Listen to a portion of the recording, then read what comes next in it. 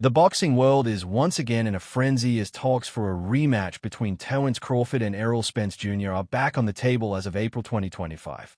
Negotiations are happening behind the scenes, and tensions are rising fast, with Crawford already challenging Spence's position in boxing. Spence, who has been out of the ring since his brutal loss to Crawford in 2023, is more fired up than ever. He is pushing hard for this rematch, claiming that the first fight didn't tell the full story, that he was drained at 147 pounds, and that the weight cut took everything out of him. Crawford, however, is reminding everyone what happened the last time they stepped in the ring, how he knocked Spence down 3 times, and how the fight wasn't even close. Spence refuses to accept that narrative.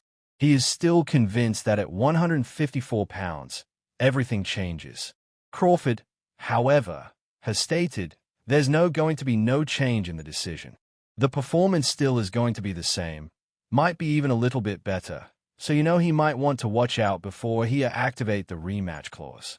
Since Spence exercised the rematch clause after their first fight, the entire rematch situation has been a roller coaster. Spence wasted no time triggering the clause, determined to get another shot. The contract was clear. Unless either fighter submitted written notice stating they couldn't make 147 pounds, the rematch would take place at welterweight again. Spence never officially filed that notice, but he and his team kept insisting that the fight should happen at 154. Crawford wasn't having it. He had no reason to give Spence an advantage after beating him so decisively. Then Spence's health issues slowed everything down. Eye surgery, the recovery, the doubts about whether he could even return to form. While Spence was dealing with all that, Crawford moved on, won another title at 154 by beating Israel Madrimov, and shut down any talk of a rematch. Now, things are shifting fast.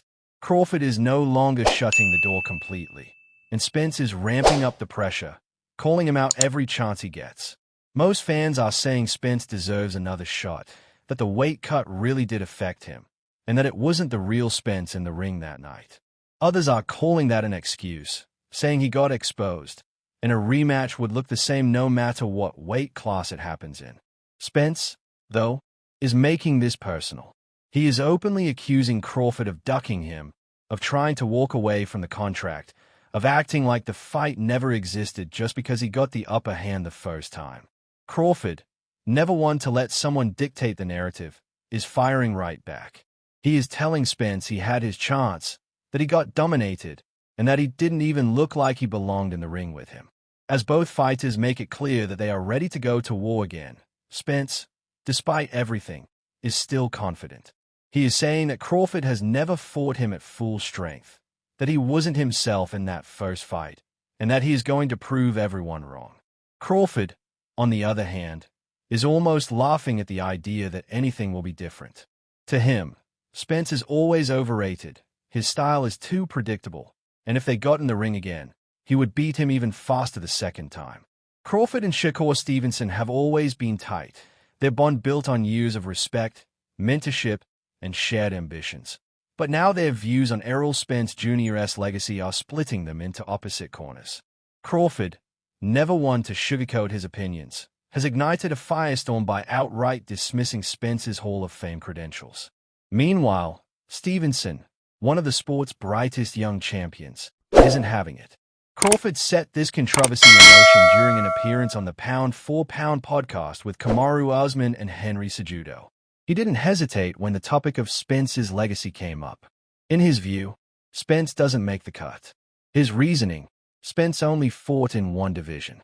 While he acknowledged Spence's accomplishments, unifying 3 welterweight titles, defeating top-tier opponents like Sean Porter, Danny Garcia, and Yordenis Ugas, Crawford was firm in his belief that it wasn't enough. To him, a Hall of Famer is someone who conquers multiple weight classes, builds an undeniable resume, and proves their greatness beyond a